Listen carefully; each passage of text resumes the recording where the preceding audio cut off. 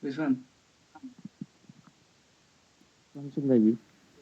wes, terekam ini. Nggak on cam nggak? Langsung ya.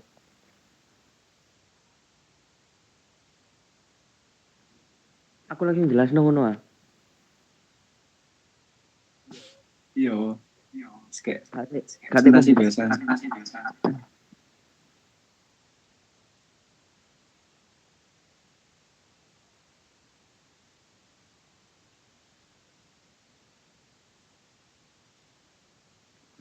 Oke, bismillah. Bismillahirrahmanirrahim. Baik, saya Novan Ardiansyah dari kelompok 3 yang akan memaparkan materi 1 yaitu sejarah model konseling CBT. Dan ini PPT saya merujukan dan ini materi pembahasannya. Yang pertama, story dan biografi Aaron Beck. Yang kedua, histori dan biografi Judith Beck. Yang terakhir, sejarah dari model konseling CBT. Aaron Beck adalah seorang psikiater dan psikoterapis asal Amerika Serikat yang dikenal luas sebagai bapak kognitif terapi atau terapi kognitif yang biasa disebut. Kemudian berkembang menjadi kognitif behavioral therapy atau CBT, dan Beck ini lahir pada 18 Juli 1921 di Providence, Rhode Island dan meraih gelar kedokteran di Yale University pada tahun 1946. Awalnya Beck tertarik pada psikoanalisis, namun dalam praktik klinis dan penelitiannya ia menemukan bahwa pasien depresi seringkali memiliki pola pikir negatif otomatis yang mempengaruhi perasaan dan perilaku mereka. Berdasarkan pengamatan ini, pada tahun 1960, Beck mengembangkan pendekatan baru yang menekankan pentingnya mengidentifikasi, mengevaluasi, dan mengubah distorsi kognitif untuk mengatasi gangguan psikologis. CBT kemudian menjadi salah satu pendekatan psikoterapi yang paling banyak diteliti dan diterapkan secara global. Beck ini juga mendirikan Institute for Cognitive Behavior Therapy bersama putrinya yaitu Dr. Judith Beck yang terus melanjutkan pengembangan ini, dan Beck wafat pada 1 November 2021 pada usia 100 tahun, dan kontribusinya terhadap dunia psikologi sangat klinis menjadikannya salah satu tokoh paling berpengaruh dalam sejarah psikoterapi modern. Baik, selanjutnya histori dan biografi anak dari Aaron Beck atau Judith Beck. Jadi beliau ini seorang psikologi klinis asal Amerika Serikat dan merupakan salah satu tokoh terkemuka dalam pengembangan dan penyebaran kognitif behavioral therapy atau CBT di seluruh dunia. Judith itu tadi putri dari Dr. Aaron Beck yang pencetus terapi kognitif dan memainkan peran sentral dalam melanjutkan serta memperluas warisan intelektual ayahnya. Judith meraih gelar doktornya dalam bidang psikologis klinis dari University of Pennsylvania, dan sejak itu dia aktif dalam praktik pelatihan serta penelitian terkait CBT. Judith merupakan presiden Beck Institute for Cognitive Behavior Therapy atau CBT, lembaga yang ia dirikan bersama ayahnya pada tahun 1994 dengan tujuan menyediakan pelatihan dan sumber daya berbasis bukti bagi para profesional kesehatan mental. Judith juga dikenal luas sebagai penulis buku-buku CBT yang digunakan secara internasional seperti Cognitive Behavior Therapy, Basic and Beyond, yang menjadi salah satu teks utama dalam penelitian CBT. Selain itu, ia juga mengembangkan CBT untuk penurunan berat badan dan pengelolaan gaya hidup memperluas penerapan terapi kognitif dalam konteks kesehatan. Melalui pengajarannya, Judith, pelatihan klinis, dan publikasi ilmiah telah menjadikan figur penting dalam menjadikan CBT sebagai pendekatan terapi yang paling umum digunakan saat ini. Baik, yang terakhir, yang ketiga, sejarah konseling model CBT. Yang pertama, sebelum abad ke-20, yaitu akar filosofisnya. Filsuf Stoik seperti Epictetus menekankan bahwa emosi negatif berasal dari keyakinan irasional. Pendekatan ini dasar bagi CBT dalam mengidentifikasi dan mengubah distorsi kognitif yang menyebabkan gangguan emosional. Yang kedua, pada tahun 1920, yaitu awal terapi perilaku. John B. Wesson dan Rosalie Rainer melakukan eksperimen, yaitu Little Albert, yang menunjukkan bahwa ketakutan dapat dipelajari melalui pengkondisian klasik. Dan di tahun 1924, Mary Carver John mengembangkan teknik desensitisasi sistematis, yaitu untuk mengurangi kekuatan pada anak-anak yang menjadi cikal bakal terapi perilaku. Yang ketiga, pada tahun 1950-an, munculnya terapi kognitif. Pada tahun ini, Aaron Beck, awalnya seorang psikoanalisis yang mulai mengembangkan terapi kognitif setelah mengamati bahwa pasien depresi memiliki pola pikir negatif yang otomatis.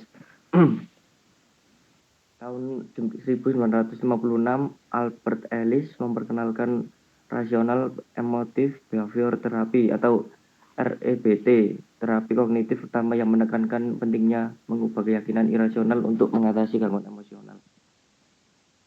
Yang keempat, pada tahun 1960 sampai 1970, yaitu konsolidasi terapi kognitif. 1967, Beck menerbitkan buku yaitu Depression, Cause and Treatment, yang memperkenalkan terapi kognitif sebagai pendekatan untuk mengatasi depresi.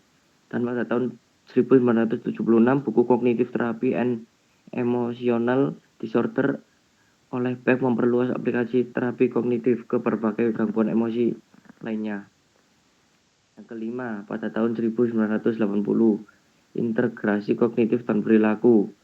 Terapi kognitif dan terapi perilaku mulai digabungkan menjadi CBT atau Cognitive Behavior Therapy, yang mengintegrasi teknik dari kedua pendekatan untuk meningkatkan efektivitas terapi. Yang keenam, 1990, institusionalisasi CBT. Pada tahun 1994, Aaron Beck dan putrinya Judith Beck mendirikan Beck Institute for Cognitive Therapy dan Research, yang kemudian menjadi pusat pelatihan dan penelitian CBT. Pada tahun 1995, Judith menerbitkan Cognitive Therapy Basic and Beyond, panduan praktis untuk menerapkan CBT dalam praktik klinis. Dan yang ketujuh, terakhir, pada tahun 2000 sampai sekarang, globalisasi and evolusi CBT.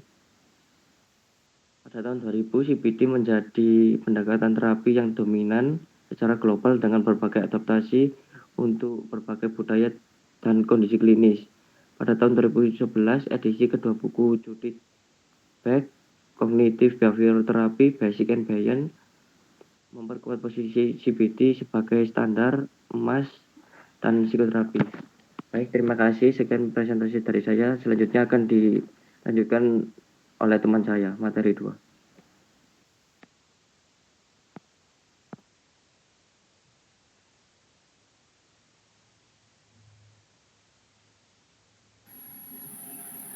Oke, baik. Selanjutnya, saya Kanaya akan menjelaskan materi mengenai konsep dasar dari CBT.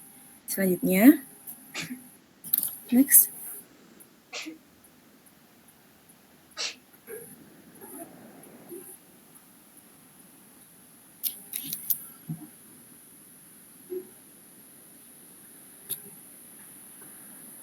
Apakah sudah di next? Oke, jadi konseptualisasi kognitif yaitu ini bertujuan agar konselor itu bisa memahami pasien secara menyeluruh. Konseptualisasi kognitif memberikan kerangka kerja untuk memahami pasien secara mendalam. Nah, dalam prosesnya, dalam awal gitu ya, konselor akan melakukan formulasi kasus. Konselor akan mengajukan pertanyaan-pertanyaan berikut pada dirinya sendiri. Ini pertanyaan ini tuh tujuannya agar konselor tuh tahu apa yang harus diketahui dari konseli. Langkah awal formulasi kasus yang pertama, apa sih konselor harus tahu apa diagnosis dari pasien. Ini konselor akan mengidentifikasi gangguan psikologis yang sedang dialami oleh konselor. Selanjutnya, apa saja masalah yang sedang dihadapi pasien saat ini, dan bagaimana masalah ini berkembang, dan bagaimana cara masalah ini dipertahankan oleh konseli. Di sini, konselor akan menelusuri asal-usul dan faktor-faktor yang membuat masalah tetap bertahan. Selanjutnya, pikiran dan keyakinan disfungsional apa yang terkait dengan masalah tersebut, reaksi apa saja, mulai dari emosional, fisiologis, dan perilaku yang muncul akibat cara berpikir pasien. Di sini nantinya konselor akan mengaitkan pikiran-pikiran negatif dengan respon emosional dan perilaku pasien. Oke, bisa di next. Selanjutnya, setelah konselor tahu diagnosis dan bagaimana cara berpikir konseli, selanjutnya konselor akan membuat hipotesis bagaimana gangguan psikologis ini berkembang. Nah, untuk memahami akar dari gangguan psikologis konseli pasien, konselor itu akan membuat hipotesis berdasarkan pertanyaan-pertanyaan berikut. Yang pertama, bagaimana pasien memandang dirinya sendiri, orang lain, dunia, pribadinya, dan masa depannya. Ini perlu ditelusuri apakah pasien memiliki pandangan negatif, pesimis, atau penuh harapan. Selanjutnya, apa saja keyakinan dasar core belief dari pasien, termasuk sikap, harapan, dan aturan-aturan pribadi. Ini termasuk ke dalam intermediate belief. Di sini konselor harus bisa menggali pola pikir tidak disadari, namun sangat berpengaruh kepada perilaku individu tersebut. Selanjutnya, bagaimana pasien menghadapi pikiran-pikiran kognitif yang disfungsional. Di sini harus tahu apakah pasien menghindar, menarik diri, mencari pembenaran, atau mencoba mengatasinya. Oke, next. Selanjutnya, stresor. Stresor itu adalah pemicu. Jadi harus tahu stresor, pemicu apa yang berkontribusi terhadap perkembangan masalah psikologis pasien saat ini atau yang menghambat penyelesaian masalah tersebut. Nah, ini bisa mencakup peristiwa kehidupan yang penting, tekanan sosial, masalah keluarga, kehilangan, atau apapun. Pokoknya peristiwa yang menjadi pemicu awal. Lalu jika relevan, pengalaman awal apa yang mungkin berkontribusi terhadap masalah konseli saat ini, makna apa yang diperoleh pasien dari pengalaman tersebut, dan keyakinan apa yang akhirnya muncul atau diperkuat oleh pengalaman itu. Jadi fokusnya pada pembentukan makna pribadi dari pengalaman masa lalu, karena walaupun dua orang atau beberapa individu berada di situasi yang sama, belum tentu pemaknaan atau penafsiran dari situasi tersebut tuh sama antara individu. Pasti individu itu menafsirkan atau memaknai situasi itu berbeda-beda. Nah, jika relevan, mekanisme kognitif efektif, emosional, dan perilaku apa, baik yang adaptif maupun yang maladaptif, yang dikembangkan pasien untuk mengatasi keyakinan disfungsional tersebut. Ini tuh kayak konsekuensinya. Jadi akhirnya mereka akan overthinking atau menghindar, perfeksionis, menenangkan diri dengan cara tertentu, dan lain-lain. Oke, next. Oke, kita kenalan dulu sama core belief. Jadi core belief ini intinya, core belief itu berasal dari masa kanak-kanak, terbentuk dari pengalaman awal dan interaksi dengan lingkungan. Jadi terbentuknya itu ketika kecil, gitu, merupakan pemahaman mendalam dan mendasar tentang diri, orang lain, dan dunianya. lalu sering tidak disadari dan tidak diartikulasikan secara eksplisit oleh individu. Jadi karena awalnya dari masa kanak-kanak, ingatan anak-anak gitu ya. Jadi individu tuh cenderung lupa sama situasinya, tapi hal itu diasosiasikan akhirnya menjadi core belief. Tidak disadari secara eksplisit oleh individu. Lalu dianggap sebagai kebenaran absolut dan bukan sekedar opini atau ide. Jadi sifatnya saklek gitu core belief itu. Next. Selanjutnya intermediate belief yaitu kepercayaan menengah. Jadi keyakinan inti ini core belief merupakan tingkatan keyakinan yang paling mendasar. Keyakinan tersebut bersifat global, kaku, dan terlalu umum. Selanjutnya ada automatic thoughts, kata-kata gambaran aktual yang terlintas dalam benak seseorang yang bersifat spesifik terhadap situasi dan dapat dianggap sebagai tingkatan kognisi yang paling dangkal. Oke, selanjutnya. Oke, ini inti dari intermediate belief yaitu jembatan antara kepercayaan inti, core belief, dan pikiran otomatis, automatic thoughts. Biasanya muncul dalam bentuk aturan, rules. Oke, jadi bentuknya itu kayak aturan menuntut itu. Jika saya mengendalikan situasi, maka saya akan gagal. Selanjutnya berbentuk asumsi, yaitu saya harus menyenangkan semua orang agar diterima. Selanjutnya ada keyakinan kondisional. Jika saya gagal, itu berarti saya bodoh. Contohnya. Selanjutnya, lebih mudah diakses dan dikenali. Oke, selanjutnya. Selanjutnya itu automatic thoughts atau pikiran otomatis. Itu tingkat paling permukaan, bersifat situasional dan cepat berlalu. Lalu merupakan reaksi spontan terhadap kejadian. Contohnya ketika seorang tuh takut akan memulai presentasi, automatic thoughts-nya itu saya pasti akan kacau saat presentasi ini. Lalu seringkali tidak diperiksa secara rasional oleh individu karena sifatnya kayak spontan gitu ya. Jadi individu tuh kurang bisa mengenali ini tuh rasional atau irasional. Selanjutnya. Next. Oke, ini contoh dari automatic thought dari beberapa orang.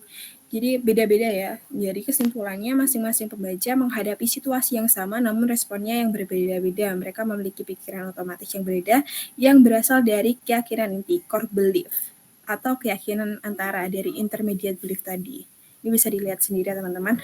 Mereka punya pemikiran otomatis sendiri, lalu akhirnya emosinya juga berbeda, perilaku yang ditunjukkan pun berbeda. Oke, next.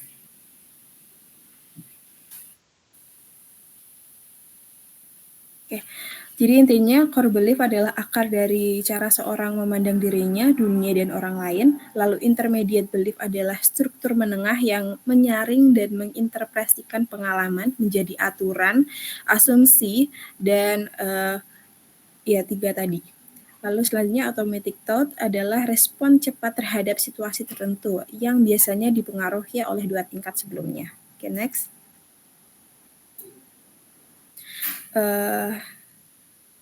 Langkah terapi CBT yang umum pertama identifikasi dan modifikasi automatic thought. Jadi pikiran otomatisnya dulu yang dikenali, diidentifikasi, lalu pendekatannya tidak langsung terhadap core belief.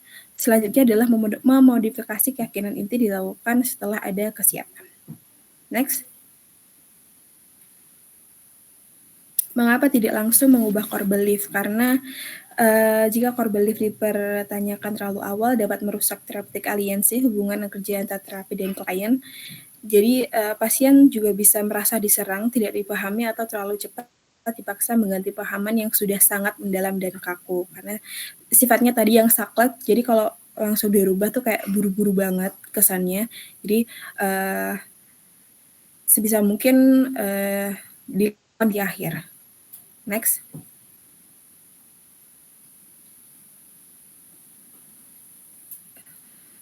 Oke, jadi terapi CBT ini ada 2 tingkatan dalam berpikir. Yang pertama tingkatan permukaan, yaitu sadar, logis, dan fokus pada saat ini. Yang kedua ada di level otomatis, yaitu yang spontan tadi, automatic thoughts. Selanjutnya, next. Oke, jadi hierarki kognitifnya seperti ini. Jadi ada core belief yang udah saklek tadi, lalu muncul intermediate belief itu diinterpretasikan dari core belief tadi jadi bentuk roles, attitudes, dan assumption. Lalu nantinya akan dipantik dengan situasi, lalu ada automatic thought, lalu muncullah reaksi, mulai reaksi emosional, behavior, dan psychological. Next.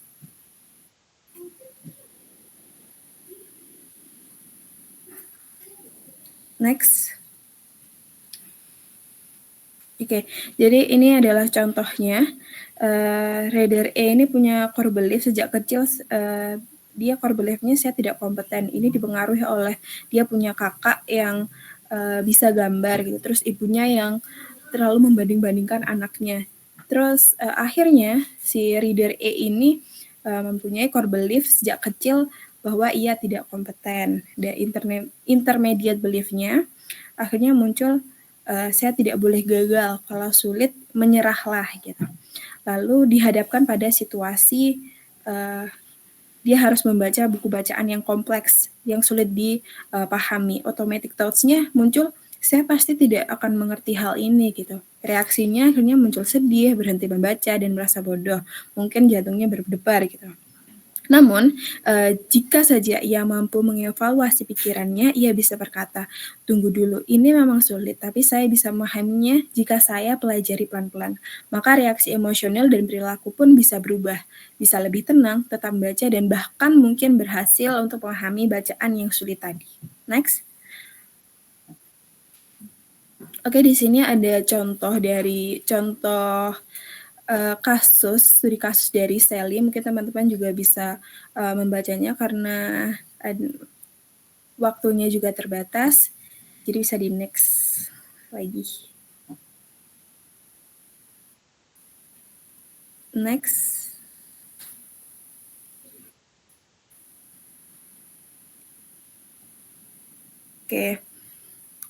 Oke, teman-teman juga bisa memahami lagi perilakunya dari Sally.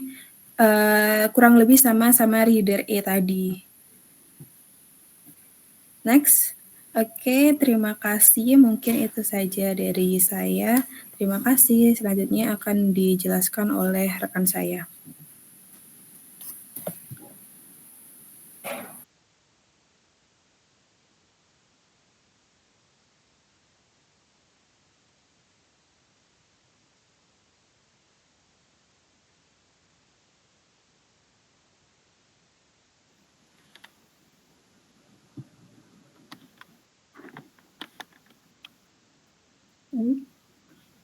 Baik, selanjutnya yaitu materi 3 tentang hakikat konseling, tujuan pengubahan situasi hubungan dalam individu, konseling individu dan dinamika kelompok. Next.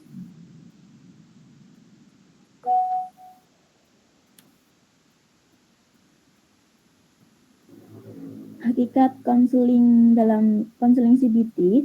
CBT adalah pendekatan terapi yang berfokus pada hubungan antara pikiran atau kognitif, perasaan atau emosi dan perilaku, behavior. Berangkat dari asumsi bahwa cara seseorang memiliki perasaannya dan tindakannya bukan semata-mata kejadian itu sendiri. CBT bersifat terstruktur, terarah, kolaboratif, dan berbasis bukti. Terapi ini berfokus pada masalah saat ini, bukan hanya masa lalu. Terapis dan klien atau konseli bekerja sebagai tim untuk mengidentifikasi dan mengubah pola pikir serta perilaku yang tidak adaptif.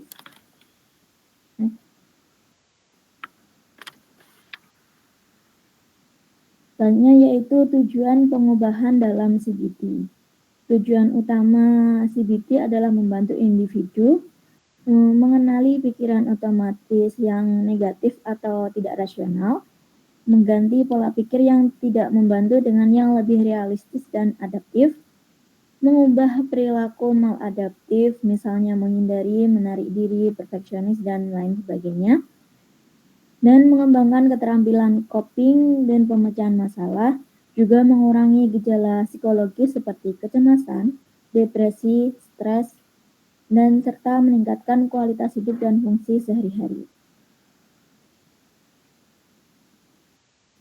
Next. Selanjutnya yaitu situasi hubungan dalam CBT individu.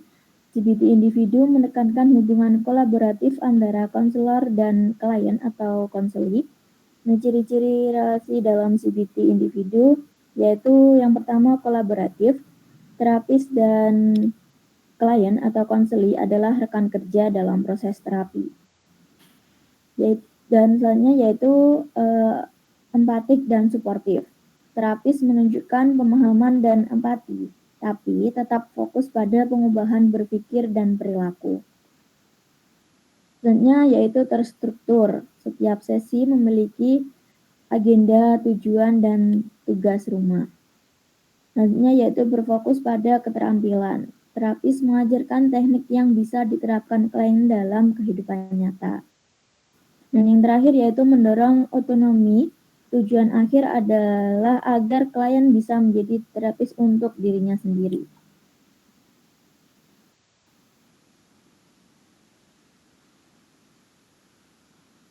Nah, yang terakhir yaitu situasi hubungan dan dinamika kelompok dalam CBT. CBT juga bisa dilakukan dalam setting kelompok, terutama untuk masalah yang umum, misalnya kecemasan, depresi, stres kerja, dan lain-lain. Dinamika kelompok CBT mencakup ciri-cirinya yaitu pemimpin kelompok atau terapis berperan sebagai fasilitator dan edukator. Anggota kelompok saling berbagi pengalaman, memberi umpan balik, dan belajar dari satu sama lain. Terdapat aturan dan struktur yang jelas, seperti waktu bicara, kerahasiaan, dan partisipasi aktif.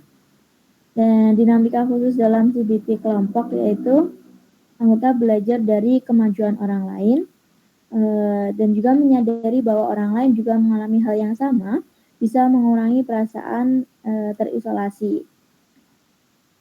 Dan dalam konseling kelompok harus memberikan rasa diterima dan dipahami untuk setiap anggotanya.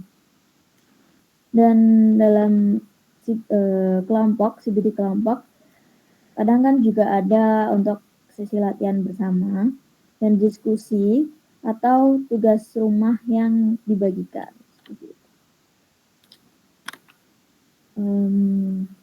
Selanjutnya yaitu materi 4 yang akan dijelaskan oleh teman saya.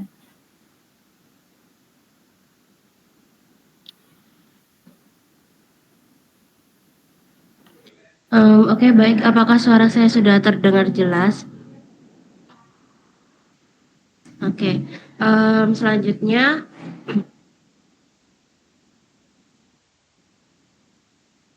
kita akan membahas tentang peran konselor dan konseleri dalam konseling CBT. Nah, materi pembahasan kita kali ini adalah ada peran konselor CBT setting individu, peran konselor CBT setting kelompok, pengalaman konseli setting individu, pengalaman konseli setting kelompok, dan juga proses pembentukan kelompok CBT. Next. Yang pertama kita akan membahas tentang peran konselor CBT setting individu. Yang pertama, membangun konseptualisasi kognitif. Nah, dalam konseling CBT ini, konselor itu tidak hanya fokus pada gejala, tetapi membuat konseptualisasi individual yang merujuk pada pikiran otomatis, asumsi mendalam, serta keyakinan inti konseling. Nah, inilah yang nantinya akan menjadi dasar konselor dalam menyusun intervensi konseling. Lalu yang kedua adalah memantau pengaruh konseli dan mendapatkan umpan balik. Konselor dalam konseling CBT ini harus waspada terhadap reaksi emosional konseli sepanjang sesi.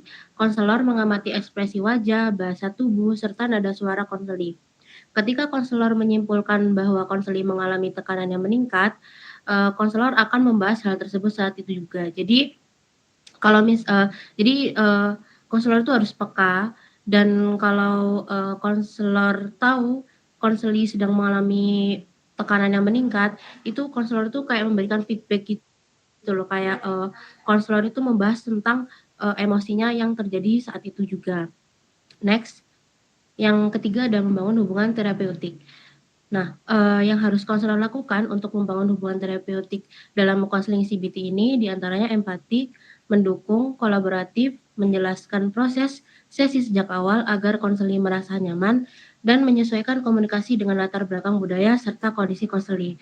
Jadi membangun hubungan terapeutik ini sangat penting sekali di sesi konseling manapun, termasuk CBT ini, karena itu bisa membangun hubungan yang sehat antara konselor dan konseli dan juga membangun kepercayaan antara konselor dan konseli. Lalu yang keempat ada membantu konseli menggeneralisasikan ke hubungan lain. Saat konseli memiliki pandangan yang salah tentang konselor dapat membantu mereka membuat kesimpulan tentang hubungan keduanya. Jadi biasanya kita pasti menemui konseli yang memiliki pandangan yang salah tentang konselor gitu, kayak pandangan negatif tentang konselor. Nah, konselor di sini berperan untuk konselor berperan untuk memberikan pemahaman kepada konseli bahwa sampai mana ada batas-batas hubungan antara konselor dan konseli. Next. Lalu yang kelima ada mengajarkan keterampilan kognitif dan behavioral. Konselor CBT dapat membantu konseli untuk mengenali pikiran otomatis yang negatif seperti aku tidak mampu, mengevaluasi pikiran tersebut dengan guided discovery atau pertanyaan eksploratif dan melakukan reframing serta membangun keyakinan alternatif yang realistis. Lalu yang keenam ada mendorong aksi nyata atau action plan. Setiap sesi berakhir, konselor meminta konseli untuk menerapkan rencana konkret di luar sesi yang dapat berupa aktivitas menyenangkan untuk konseli-konseli yang mengalami depresi, tantangan sosial untuk konseli yang memiliki fobia sosial, atau mungkin tugas pelacakan pikiran, atau biasanya konselor itu memberi penugasan seperti journaling seperti itu. Oke, next. Lalu yang terakhir ada monitoring serta evaluasi secara berkala. Konselor dapat melakukan monitoring secara berkala menggunakan form evaluasi seperti self record, skala mood harian, atau evaluasi capaian tujuan untuk memantau perubahan yang terjadi pada konseli. Next.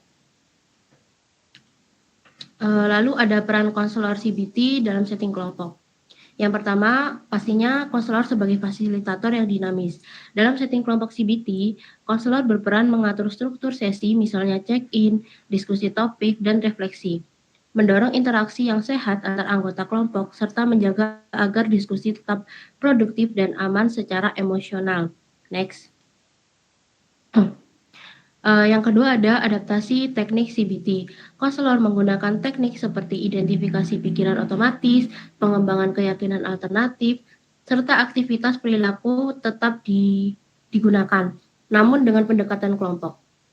Misalnya, salah satu anggota kelompok menceritakan masalah dan anggota kelompok yang lain bisa membantu untuk mengevaluasi pikiran otomatisnya. Yang terakhir ada tetap menggunakan prinsip konseling CBT seperti adanya pembuatan struktur dalam setiap sesi, penetapan tujuan, mengajak anggota lain untuk berpartisipasi aktif, serta penekanan pada aspek kognitif. Next. Lalu ada pengalaman konseli di setting individu. Jadi dalam bukunya Judith itu ada 2 contoh konseli. Yang pertama ada AB, laki-laki umur 55 tahun yang mengalami depresi berat setelah perceraian dan kehilangan pekerjaan. Memiliki pemikiran bahwa saya gagal. Tujuan dia mengikuti konseling atau terapi itu untuk membangun kembali makna hidupnya melalui nilai spiritual, pekerjaan, dan keluarga. Nah, intervensi yang bisa dibuat oleh konselor yaitu menyusun ulang rutinitas harian atau behavioral activation, lalu merancang rencana mingguan, dan juga mengevaluasi pikiran negatif dan penguatan emosi positif. Next. Lalu yang kedua ada konseli yang bernama Maria. Dia mengalami depresi berat dan memiliki ciri borderline personality, yaitu kesulitan membangun kepercayaan terhadap konselor atau terapis. Dia memiliki pemikiran saya tidak berharga. Konselor menggunakan di sini konselor itu menggunakan pendekatan yang lebih hati-hati lagi dan lebih perlahan untuk membangun rasa aman dari konseli serta pemberian validasi emosi terhadap konseli. Lalu dalam sesi konseling ini pastinya berfokus pada pembangunan hubungan terapeutik serta manajemen emosi yang ekstrim. Next. Lalu ada pengalaman konseli setting kelompok. Yang pertama, konseling CBT setting kelompok ini banyak digunakan di berbagai tempat seperti sekolah, penjara, klinik, serta komunitas. Yang kedua, konseli belajar dari pengalaman anggota kelompok yang lain. Misalnya dengan mengenali bahwa anggota lain juga memiliki pola pikir otomatis yang merugikan. Lalu yang ketiga ada kemungkinan beberapa konseli merasa lebih nyaman dalam kelompok karena rasa kebersamaan. Sedangkan ada konseli lain mungkin perlu waktu untuk merasa aman untuk berbagi di depan umum. Next. Lalu ada proses pembentukan kelompok konseling CBT. Yang pertama ada tahap perencanaan. Nah, dalam tahap perencanaan ini, konselor ini mengidentifikasi tujuan kelompok. Lalu konselor juga menentukan jumlah peserta konseling ideal yaitu 6-10 orang. Dan untuk lama pertemuan biasanya 8-12 minggu. Yang kedua ada seleksi anggota. Nah, di sini konselor itu tuh melakukan wawancara awal seperti menanyakan apakah konseli ini cocok untuk setting kelompok. Soalnya kan tadi ada beberapa konseli yang mungkin nggak nyaman kalau dalam setting kelompok. Atau apakah konseli merasa aman, nyaman, dan mampu untuk berpartisipasi aktif dalam kelompok. Next. Penyusunan aturan dan struktur. Nah, konselor dan anggota kelompok ini menetapkan aturan bersama seperti asas kerahasiaan, keterbukaan, partisipasi aktif, kehadiran, serta sikap saling mendukung. Nah, setiap sesi memiliki struktur tetap yaitu check-in, topik utama, latihan, dan refleksi. Lalu yang keempat ada pelaksanaan. Konselor memfasilitasi latihan CBT seperti top record kelompok, role play, atau diskusi pengalaman menghadapi pikiran otomatis masing-masing. Lalu yang terakhir ada evaluasi dan terminasi, yaitu di akhir sesi konseling itu pasti dilaksanakan evaluasi untuk melihat kemajuan yang dilakukan bersama-sama. Jadi konselor itu juga memonitoring kemajuan dari setiap konselinya. Nah, konselor juga memastikan konseli untuk mempertahankan hasil dan juga mencegah kekambuhan. Oke, baik, selanjutnya materi akan dijelaskan oleh rekan saya. Oke, baik. Selanjutnya mengenai prosedur konseling CBT pada tahap awal, yakni berupa asesmen kognitif yang berisikan evaluasi dan sesi bagian pertama. Next. Nah, pada bagian asesmen kognitif, CBT yang efektif itu mengharuskan untuk mengevaluasi secara menyeluruh pada diri konseli. Nah, fokus evaluasi ini berupa perhatian terhadap kondisi konseli saat ini, perasaan saat ini, gejala yang dialami saat ini, dan perawatan apa saja yang pernah dilakukan oleh konseli sebelum-sebelumnya. Nah, evaluasi ini harus dilakukan dengan serius agar konseli ini tidak bercenderung untuk menutup diri meskipun secara tidak sengaja ataupun sengaja, karena hal ini dapat mengganggu jalannya sesi konseling selanjutnya. Next.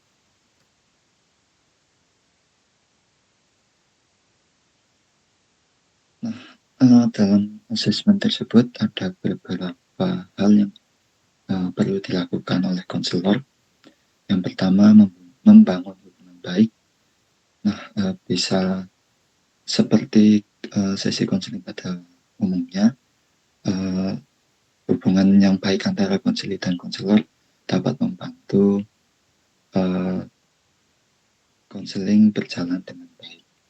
Nah, selanjutnya memutuskan secara kolaboratif, tentunya tidak hanya atas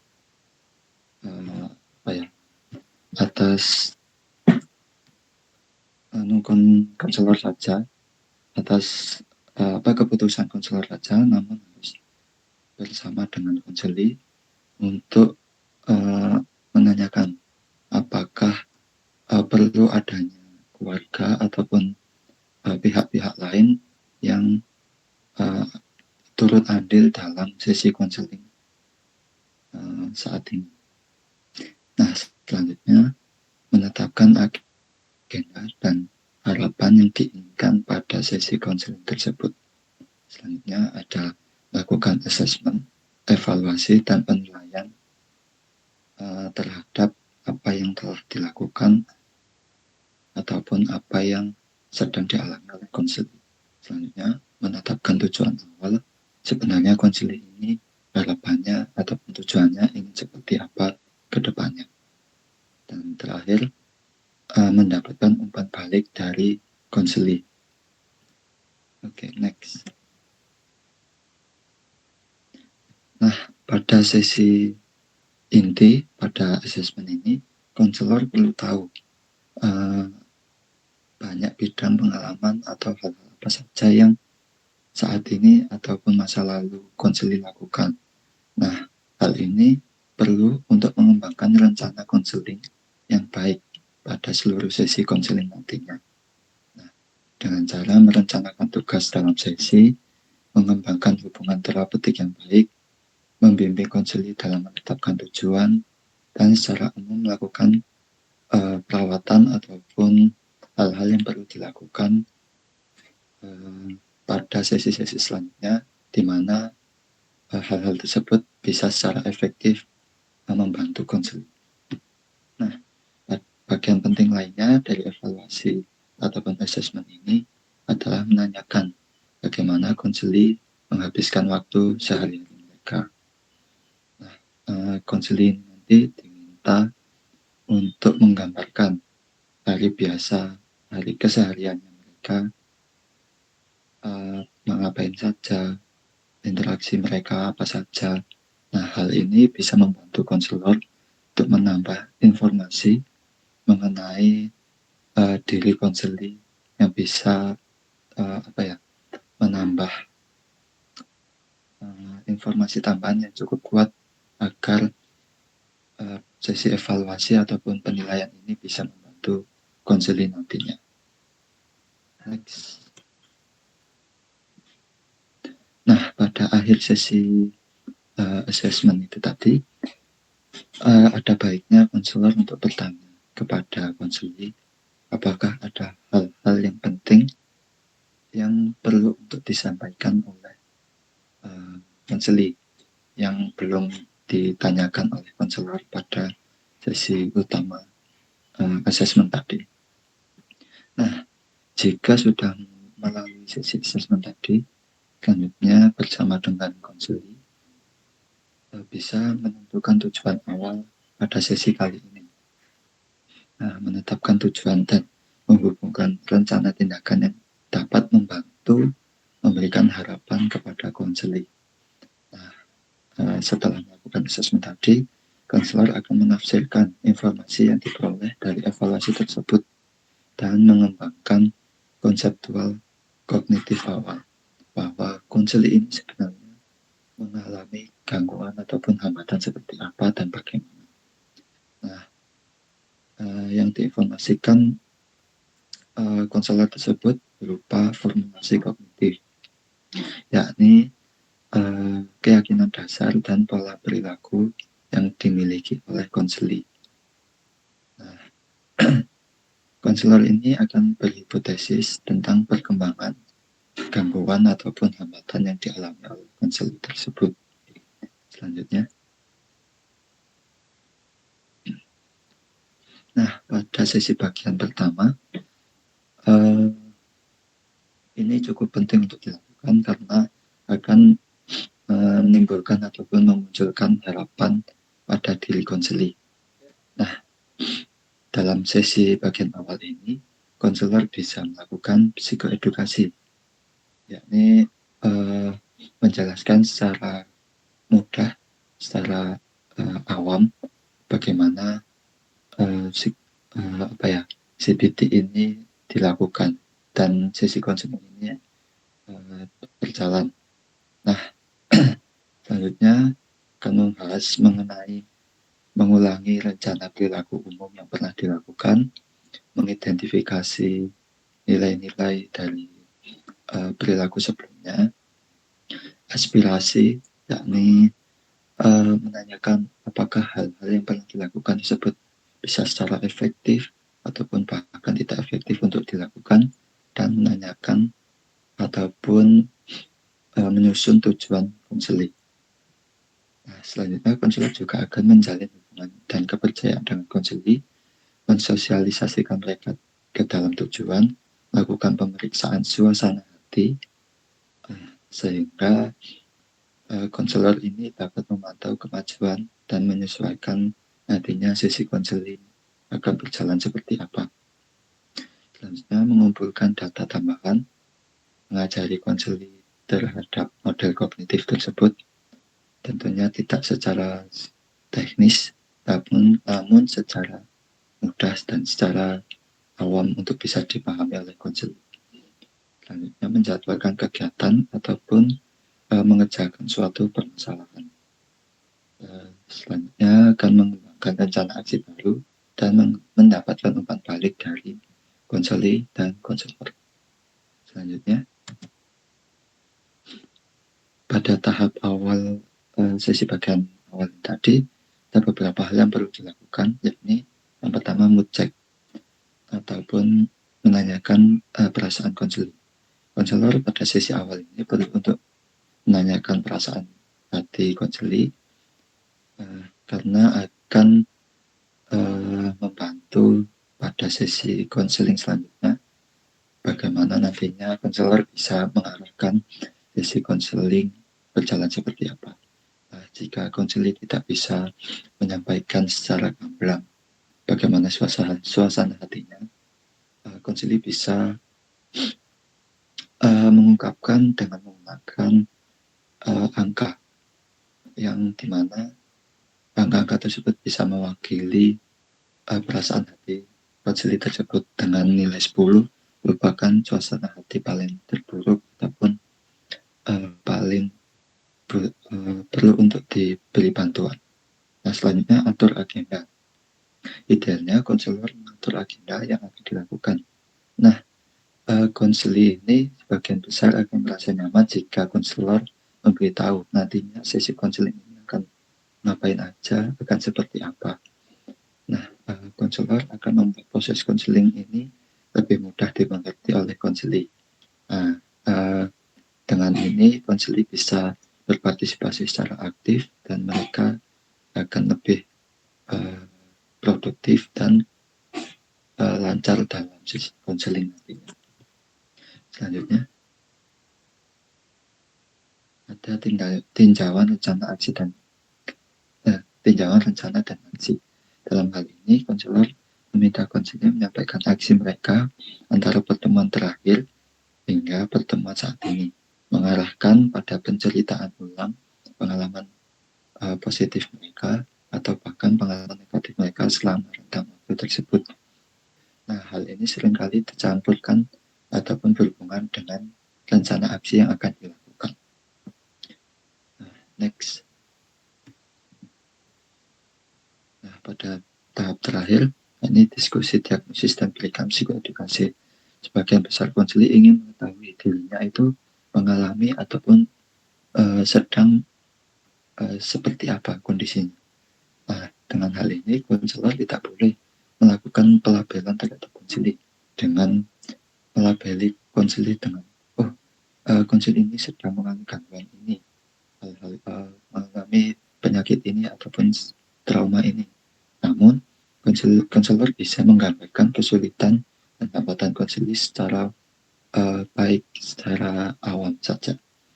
Nah, konselor juga bisa memperkenalkan psikoedukasi awal tentang kondisi konseling, mengaitkan dengan kognitif sehingga konseling dapat memahami sebenarnya dia mengalami apa. Nah, untuk materi selanjutnya bisa disampaikan oleh rekan saya. Baik, untuk materi selanjutnya terkait tahap inti pada konseling CBT. Jadi tahap inti yang pertama kita bahas yaitu mengenai teknik kognitif restructuring. Boleh silakan di next.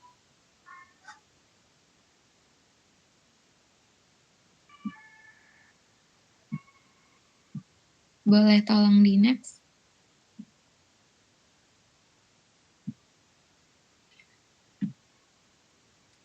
Oke, jadi teknik cognitive restructuring itu adalah bagian terpenting dari perilaku kognitif CBT yang bertujuan untuk mengidentifikasi dan mengubah pola pikir otomatis yang negatif atau disfungsional.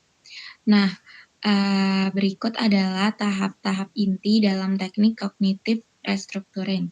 Pertama yaitu ada identifikasi pikiran otomatis.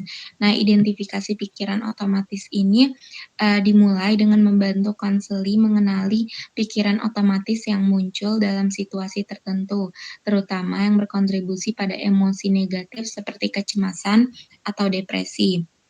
Nah, pikiran-pikiran ini seringkali terjadi tanpa disadari dan perlu dieksplorasi lebih lanjut untuk memahami bagaimana mereka memengaruhi perasaan dan perilaku konseli.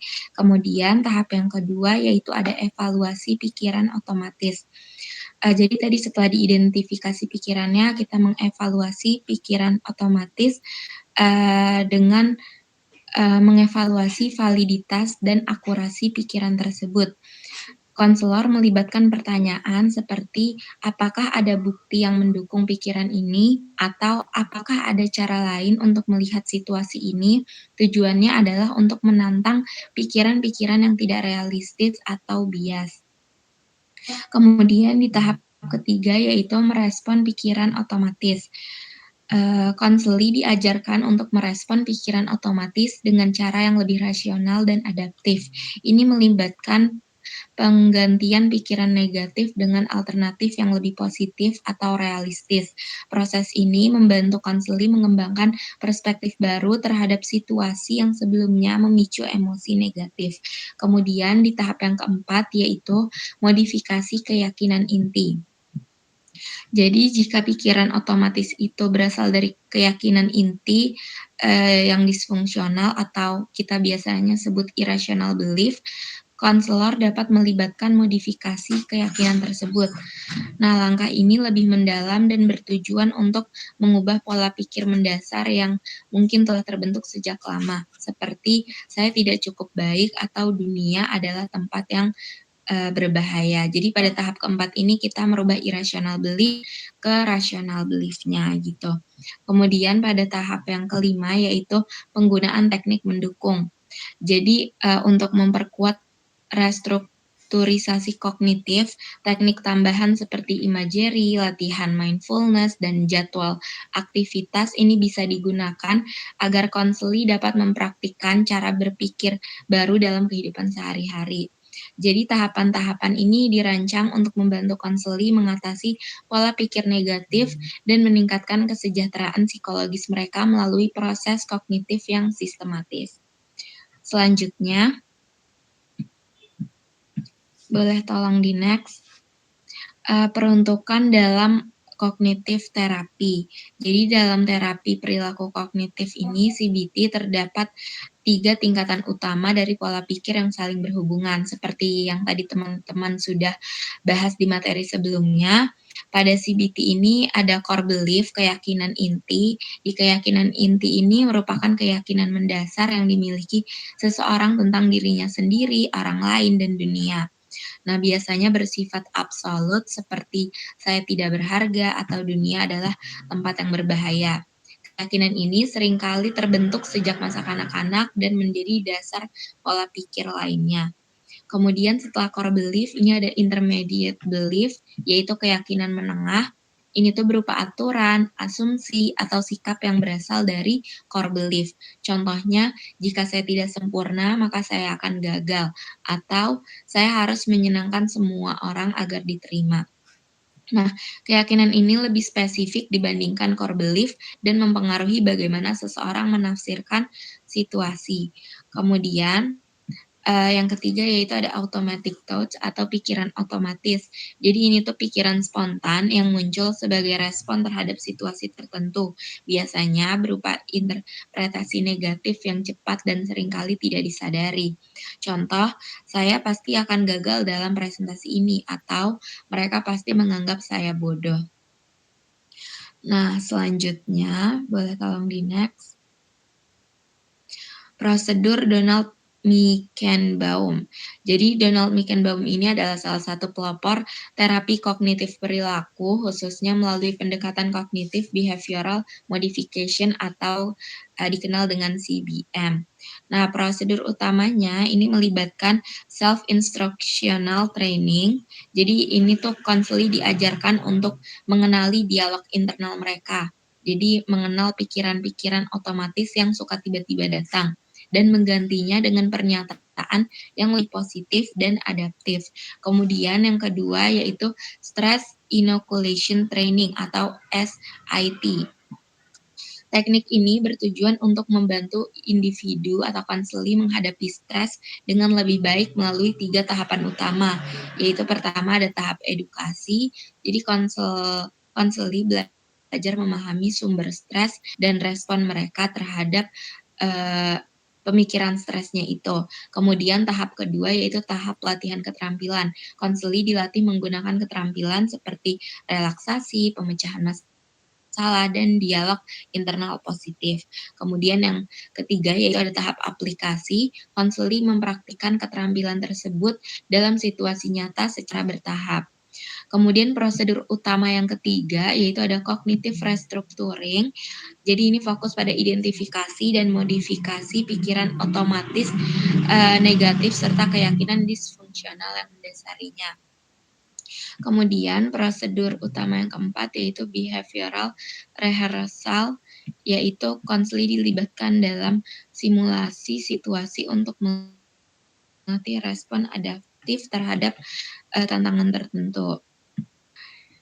Jadi dengan memahami peruntukan pikiran core belief, intermediate belief, automatic touch, dan prosedur Mickenbaum, konselor dapat membantu konseli mengatasi pola pikir negatif secara sistematis dan meningkatkan kemampuan mereka dalam menghadapi stres serta tantangan hidup.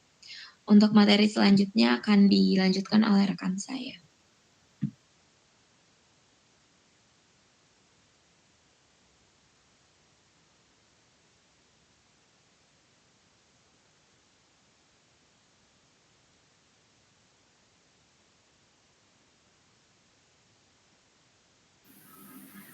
Baik teman-teman semuanya, apakah suara saya sudah terdengar?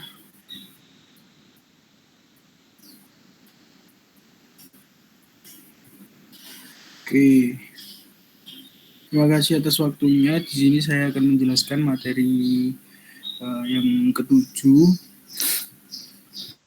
Yang pertama yaitu penjelasan mengenai teknik self-induction. Jadi dalam terapi kognitif perilaku CBT adalah pendekatan psikoterapi yang berfokus pada hubungan antara pikiran, perasaan, perilaku, dan perkembangannya. CBT telah mengintegrasikan berbagai teknik untuk memaksimalkan efektivitasnya. Salah satu teknik inti dalam CBT adalah self-induction yang dikembangkan secara signifikan oleh Donald Mickenbaum. Makalah ini akan membahas prosedur CBT dengan fokus pada teknik self-induction, peruntukannya dalam konteks keyakinan kognitif, dan kontribusi spesifik dari prosedur Mickenbaum. Oke, selanjutnya.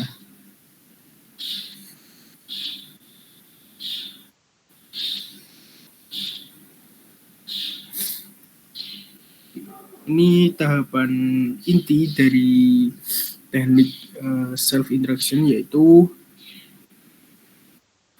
teknik self-induction berakar pada gagasan bahwa dialog internal atau berbicara pada diri sendiri itu memainkan peran penting dalam mengarahkan perilaku kita. Mickenbaum yang terinspirasi oleh karya para psikolog Soviet seperti Luria dan Vygotsky mengamati bagaimana anak-anak secara bertahap mengembangkan kemampuannya untuk mengatur perilaku mereka melalui bahasa. Proses ini berkembang dari arahan eksternal yang diarahkan oleh orang tua ataupun pengasuh anak tersebut itu menjadi bicara internal yang terbuka dan akhirnya menjadi bicara internal yang tersembunyi. Oke, next.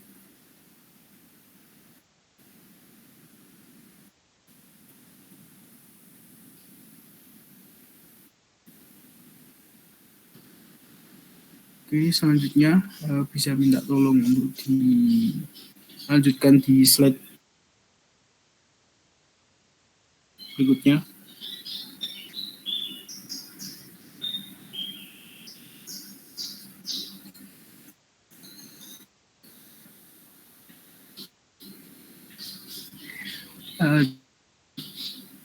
Bisa minta tolong untuk dilanjutkan di slide berikutnya.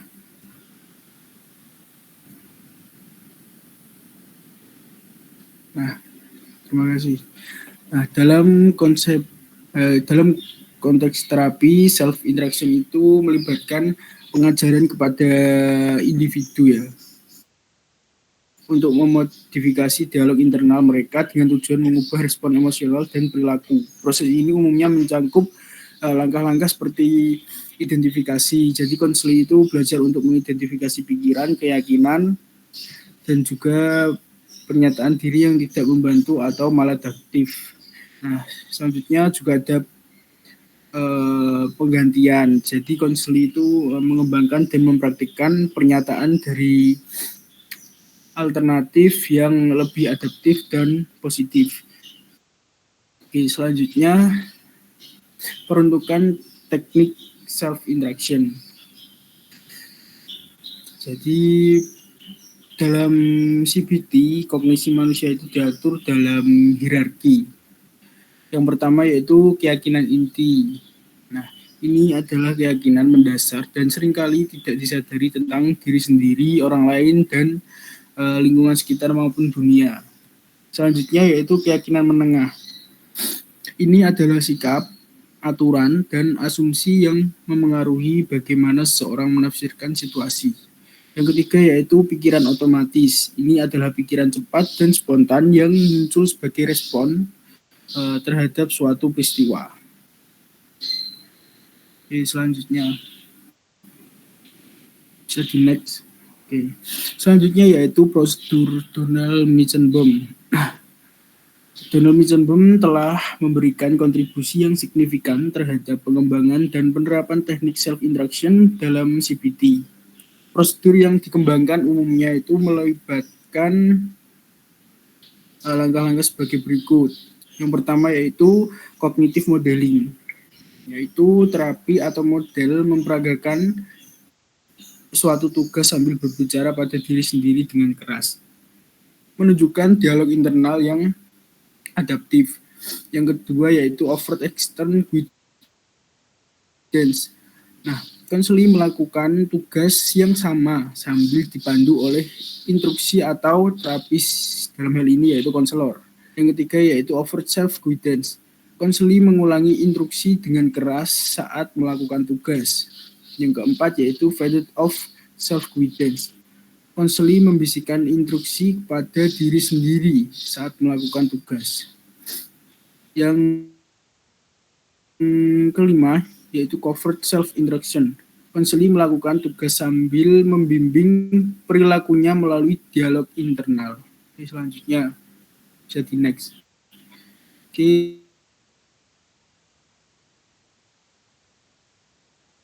Materi selanjutnya akan dijelaskan oleh teman saya.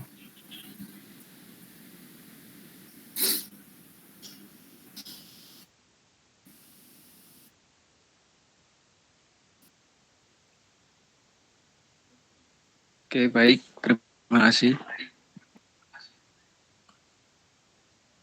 Selanjutnya adalah coping skill teknik.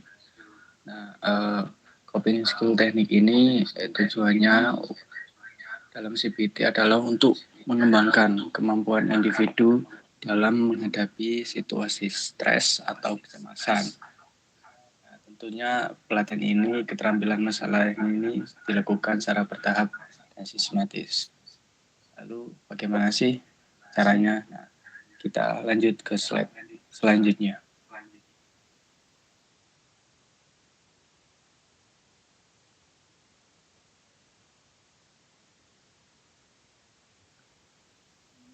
Menurut Goldfried, itu ada 5 langkah dalam coping skill. Itu yang pertama adalah menghadapi situasi penyebab kecemasan. Konseli itu dituntut untuk menghadapi situasi penyebab kecemasan.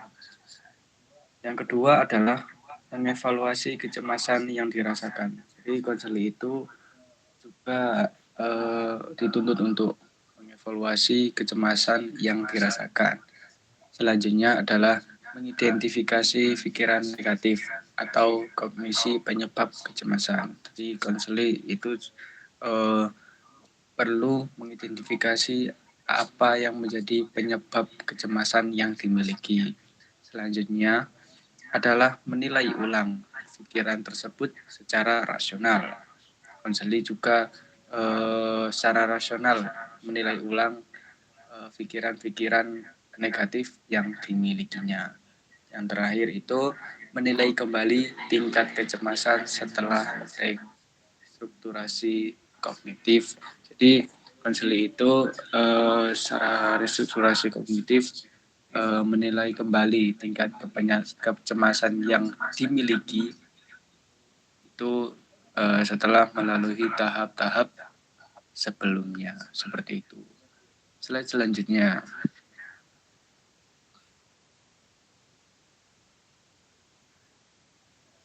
Nah, peruntukan coping skill teknik ini dalam CBT itu seperti yang dijelaskan pada sebelumnya, terdapat 3 tingkatan ya.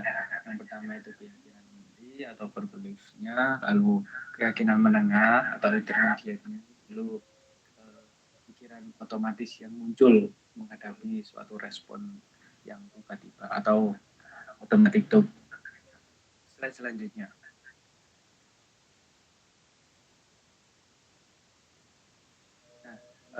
Dalam teknik coping skills ini peran dari pikiran otomatis ini bagaimana? Yang pertama adalah coping skill ini menyadari pikiran negatif otomatis. Jadi konseli disadarkan terlebih dahulu bagaimana itu dapat terjadi. Lalu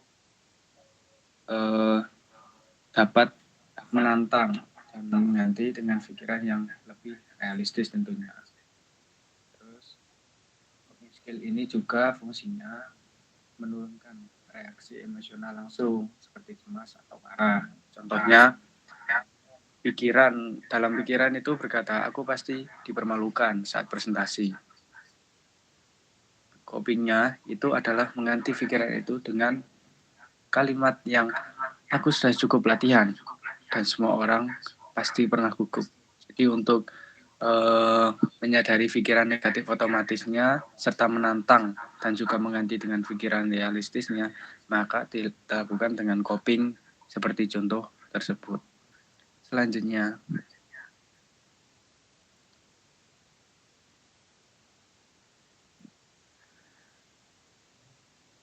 minta tolong.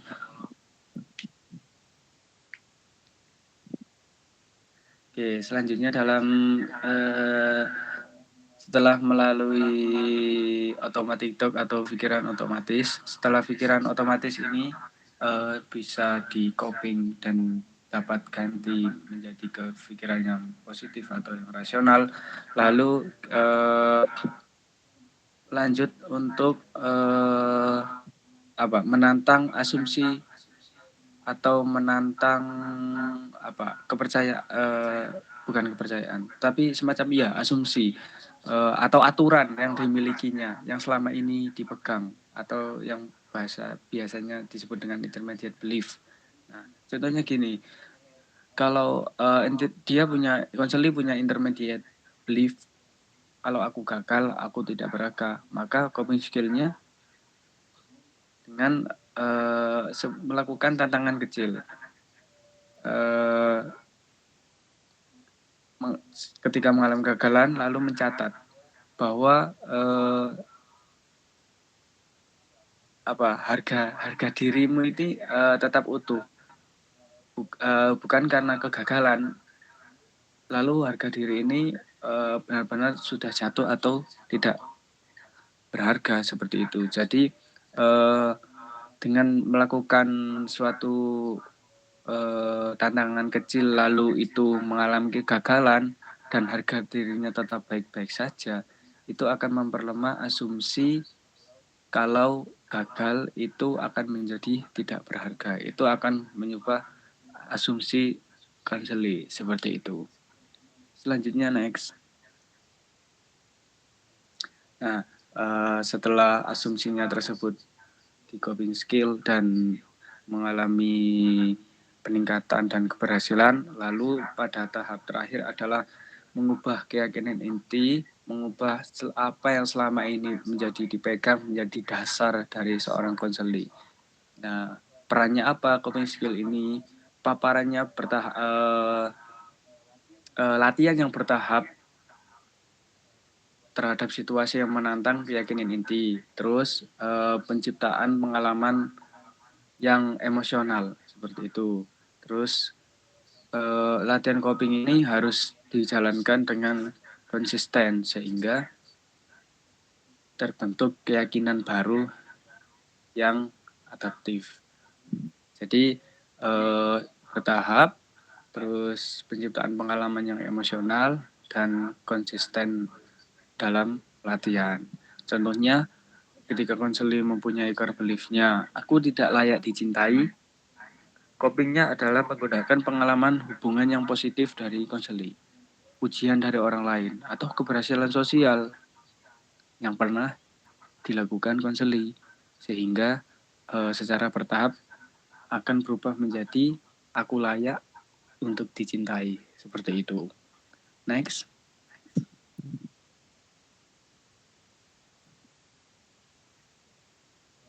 Selanjutnya,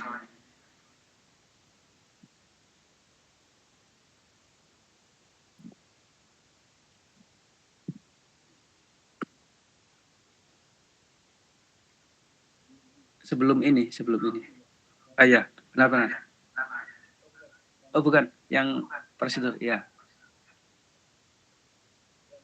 Yang nomor 1 prosedur.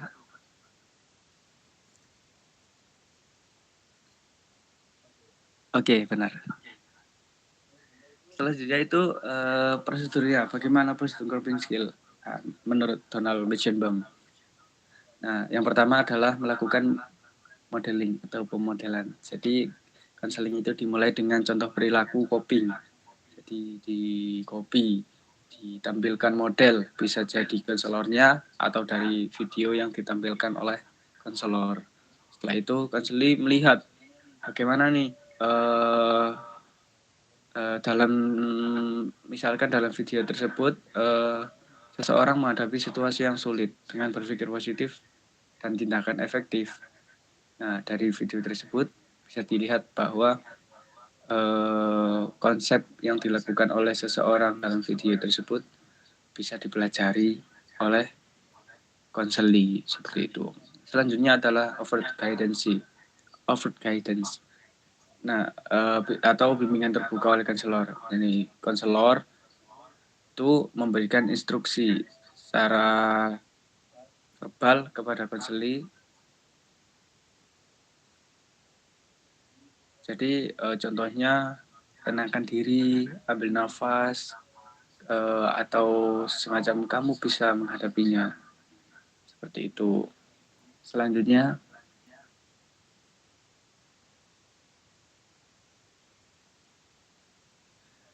overt self guidance atau bimbingan terbuka oleh konseli. Ini setelah tadi dibimbing oleh konselor, selanjutnya adalah konseli sendiri yang mengucapkan instruksi kepada dirinya sendiri. Dilakukan dengan keras. Nah, latihan verbalisasi copingnya ini juga secara sadar. Kalau tadi dilatih oleh konselor, maka ini konseli mengucapkannya secara sendiri, secara mandiri dan juga secara keras seperti itu. Contohnya ketika konselor itu mengajari bahwa ambil nafas, lalu buang, lalu berkatalah aku telah belajar dan aku telah siap mempresentasikan materiku, maka dalam tahap 3 ini secara mandiri konseli telah mempraktekkan itu tanpa disuruh. Itu konseli tarik nafas sendiri, lalu buang nafas, lalu berkata dalam dirinya sendiri dengan keras bahwa aku telah belajar dan aku siap mempresentasikan hasil belajarku, seperti itu. Yang keempat adalah faith self-guidance atau panduan yang dipelankan. Nah, ini setelah yang nomor 3 ini self-guidance ini telah biasa, telah sering dan dilakukan secara bertahap dengan latihan mandiri, maka konseli pelan-pelan menurunkan volume dari suara dan mulai berbicaranya ke dalam hati. Tidak perlu lagi bicara terdengar di telinganya, tapi cukup dengan seperti niat seperti itu. Tapi dalam konteks yang sama, konseli bicara dalam hati. Nah, ini tentu akan mengubah cara berpikir konseli dalam menghadapi stres. Seperti itu. Selanjutnya,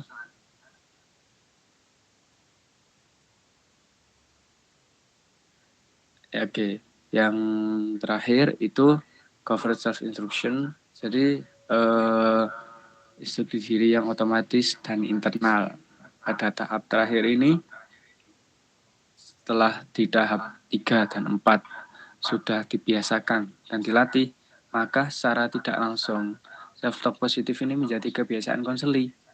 Seperti itu, baik dia secara sadar ataupun tidak sadar, tapi yang mengarah ke positif, sehingga konseli mampu menghadapi tantangan secara mandiri dengan pola pikir coping positif yang sehat. Seperti itu. Selanjutnya,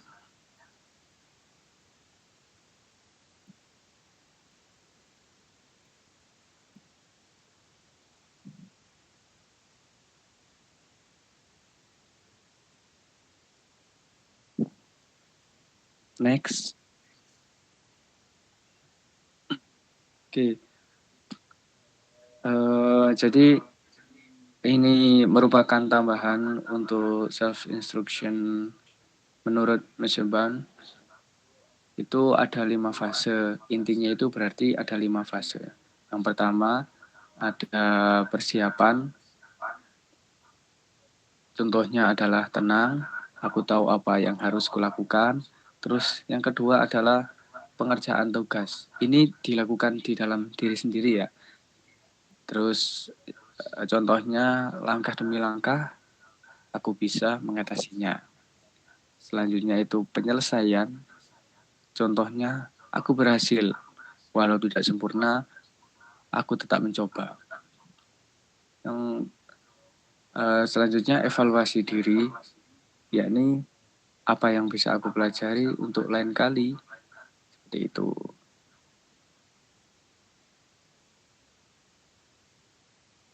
Selanjutnya, dari kesimpulan coping skills teknik ini, menurut Meseban itu melibatkan pelatihan bicara pada diri sendiri atau self instruction secara bertahap.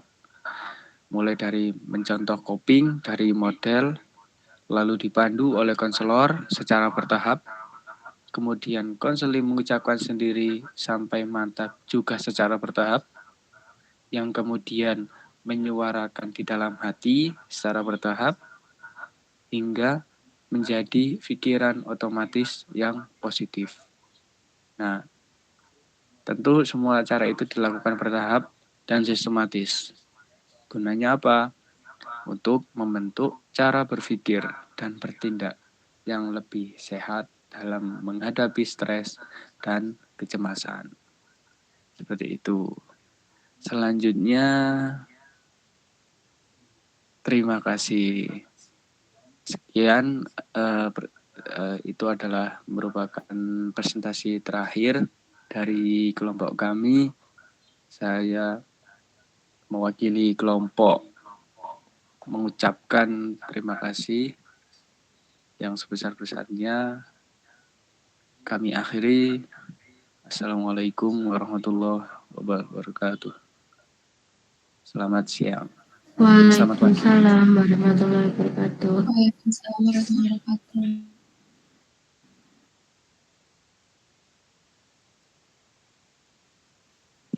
Sudah selesai.